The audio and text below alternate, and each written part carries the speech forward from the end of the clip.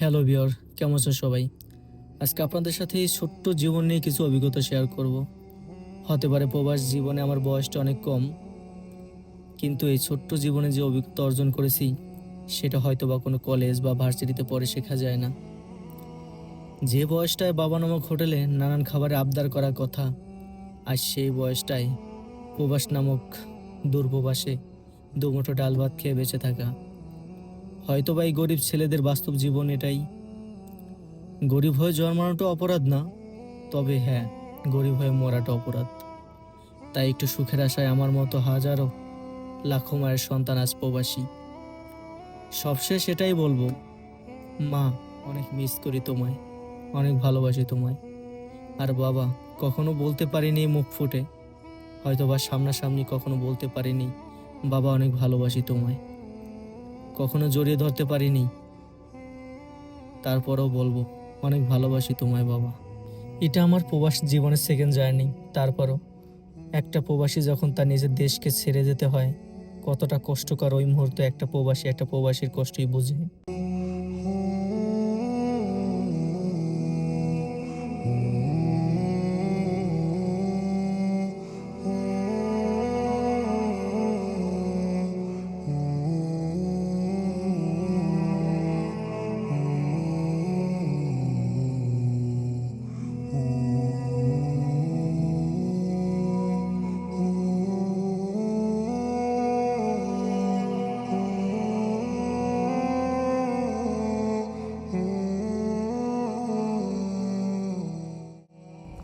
সারাদিন ডিউটি করার পরে যখন রুমে আসি, প্রথম কলটা আমার মাই দেয়, বাবা কেমন আছিস।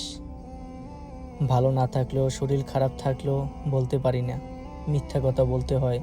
হ্যাঁ মা, ভালো আছি, আমি খাইছি, তুমি খেয়ে নিও।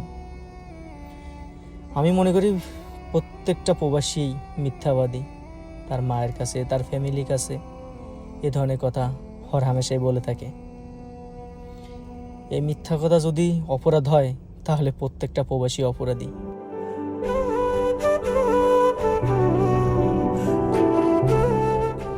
তো আলহামদুলিল্লাহ, অবশেষে দুবাইতে এসে পৌঁছালাম।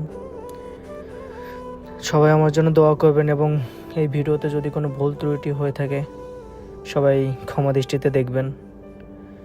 আর সবার জন্য শুভকামনা রইল আমার প্রতিটি প্রবাসী ভাইদের জন্য। ধন্যবাদ, ভালো থাকবেন সবাই।